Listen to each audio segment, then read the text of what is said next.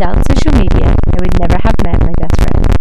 Without modern technology, the person that helps me when I'm down, the person who knows how to cheer me up with just one word, the person I know I can talk to no matter what, would be absent from my life. If it weren't for technology and social media, I would have missed hundreds of sleepovers, inside jokes, and memories that I'll remember and cherish for the rest of my life. Sending her an anonymous ask on a blogging website when I was 13 turned out to be the best decision of my life, something I'll never regret. Others, however, do not see my perspective of the limitless opportunities granted to those with access to rapidly evolving technology that gave me a person I get along with like no one else. When I tell people how I met my best friend, I can almost see the negative connotations they drop in their mind. Multiple people have told me we're not really friends, simply because I met her through alternative methods. This isn't surprising considering the vast counterculture that deems technology as bad as any other evil on earth. Countless numbers of comics, videos, and articles ironically spread through the internet criticizing people of all ages for using social media. In reality, they're not only blowing the negatives of new technology out of proportion, but completely ignoring the positives. While these people think they're being deep and edgy for rejecting parts of life becoming more and more present, they're really only looking at the surface of what technology can do for us and refusing to see below. Because for all the self-obsessed teenagers narcissistically posting a picture of themselves on Instagram, there's a whole group of teenagers who were able to ignore the constant advertisements and to shatter their self-confidence and learn to appreciate their own beauty. For every person seemingly spending too much time on social media, there are a pair of long-lost best friends who have managed to reconnect because of sites like Facebook after 30-odd years apart. For every person no longer writing written letters, there are cousins thousands of miles apart able to talk to each other face-to-face over Skype.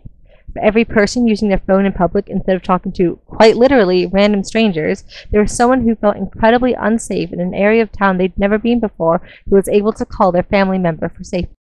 For every criticism, there is someone able to look up how to say I love you in every language on earth at the touch of a finger.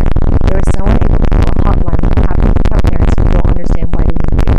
There is a student who can carry around all her textbooks on a single tablet. There is someone with major social anxiety able to talk to others. There is someone who feels alone able to find others from all over the world struggling with the same problems they are. There is a student able to learn tons of information from tons of different perspectives that they never get at school. There is a kid with a passion for music who only cannot afford lessons able to learn guitar through YouTube videos. There is someone with a small voice in real life who can have a big one-on-one.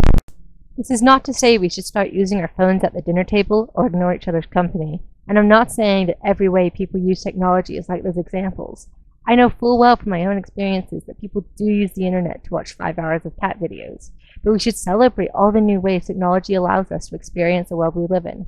Acting like an overwhelmed mother giving her kid an iPad for 10 minutes in public is the worst thing in the world seems incompetent when you think about the hundreds of people who are not lucky enough to be accepted by the people in their real life able to find safety, no matter where that may be. So let's celebrate our selfies and hashtags, our statuses and posts. Let's celebrate how we can seamlessly share the biggest and smallest moments of our lives to people who can't be there. Let's celebrate how the world is more connected than it has ever been before. If people don't want to use new technology, that's fine, but don't suggest that others are living any less of a full life. Don't suggest that others are missing out on a life deemed superior by those unwilling to look deeper. A week from now, I'll be walking around Disneyland with my best friend in the entire world. And without social media and modern technology, the only thing I'd be looking forward to is sitting on my couch for a week. Choose not to use social media. The rest of us are going to find new ways to bond and new ways to love life. And we're totally going to tweet about it afterwards.